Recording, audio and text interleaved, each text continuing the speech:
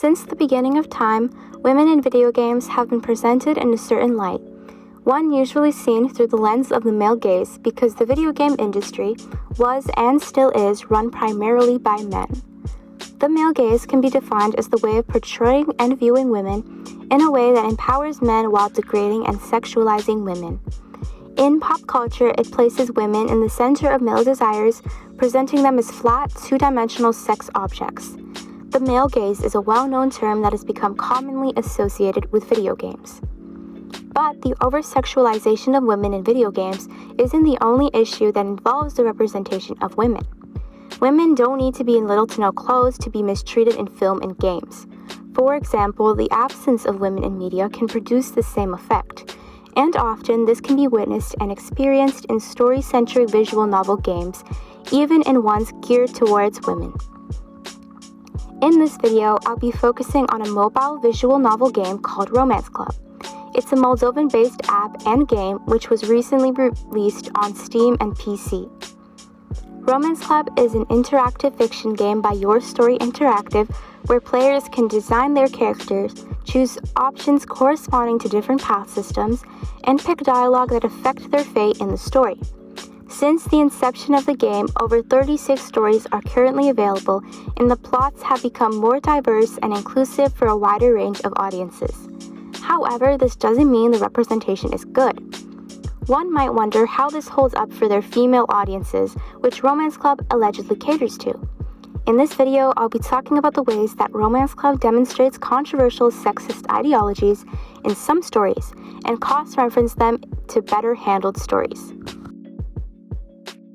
One of the major selling points of Romance Club is the romance. The average story has 4 love interests with a male-to-female ratio of 3:1 or 4:1, comprising of fully fleshed-out male characters, all distinct from one another, and one female ally that is attractive but rarely there. Now, what does this say about the demographics? With a male-to-female ratio of 5:1, the developers of this story, I like to believe, forget entirely about women, excluding the main character. Dracula, a Love Story, stars a young restoration artist tasked with restoring a painting from the Ottoman Empire, which is presently being held in Romania. The moment she touches the painting, she sees memories and visions during that era of people she's met recently. This is another character-heavy story with a strong cast of male characters who share a strong bond with the heroine, a bond which seems to have lasted even after reincarnation. The male allies, specifically Vlad and Leo, have fantastic chemistry with the main character, so much so that there are often exclusive scenes with all of them. Despite the well-written dynamics between MC, Leo, and Vlad, there is a single female character by the name of Sandra who was revealed in Season 3 to have the same bond with the main character from the past, just as she did with the others. Although she was introduced from the start, she still feels unfortunately new for players because of her absence and sudden shoehorning into the storyline. While this story is still ongoing and her backstory can still be refined, all that we get to figure out about Sandra is hidden behind the game's form of currency, diamonds. Part of her lore here is that she was born and raised in Romania by her father and sister.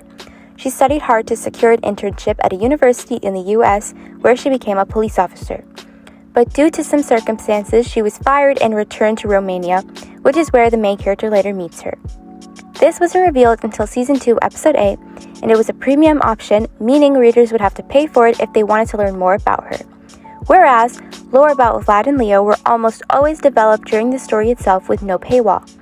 The following is numerical representation of the treatment of the single female love interest versus the male counterpart. Based on the ratio and the constant highlighting of the men in these stories, it's reasonable to say that the developers see the female allies as 1. Character development for the main character, and 2. A token lesbian only there to show players that they are inclusive. This doesn't pan out in their favor anyways because sexuality isn't normally brought up, since most of the MCs are player sexual, meaning the suitors will be attracted to the player character regardless of gender.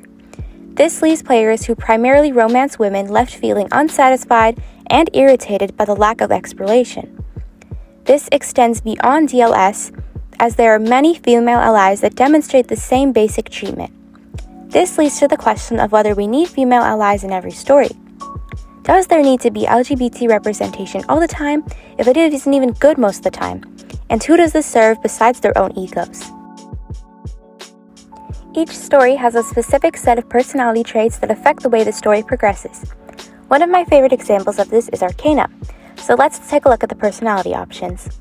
As stated on the wiki page, which has all the walkthroughs, there are two main variables.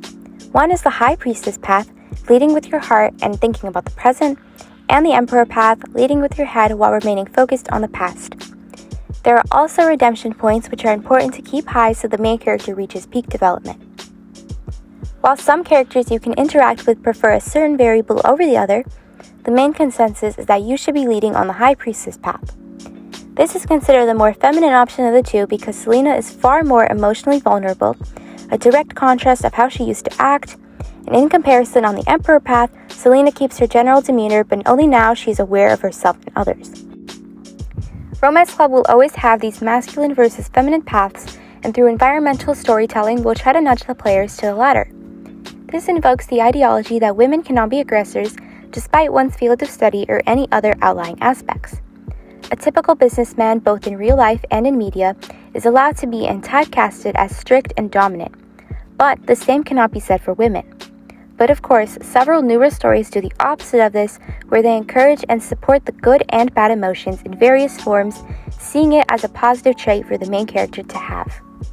An interesting instance of straying away from two strictly opposite paths while simultaneously removing male gaze from the narrative is Lou, the main character from Psy, an ongoing cyberpunk story. The personality pathways in this story can't just be defined as masculine or feminine. It takes more of a psychological path where players are choosing Lou's outlook on life.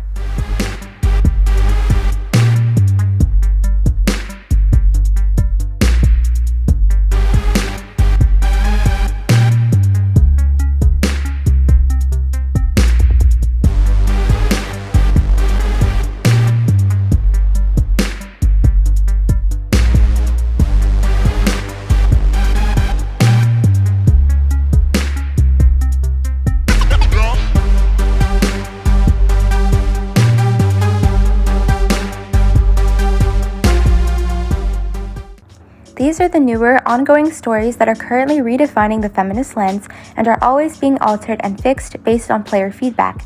In the case of Arcanum, DLS, and several other older series that are completed, these ideologies remain strict and enforced. From the absence of female characters to the personality paths, it's clear that Your Story Interactive has work to do to make the gameplay experience more palatable for the female audience that they claim to cater to. While in newer stories, the care some developers are putting into their stories are better and more inclusive for the wider audiences, there's still more that can be done about this.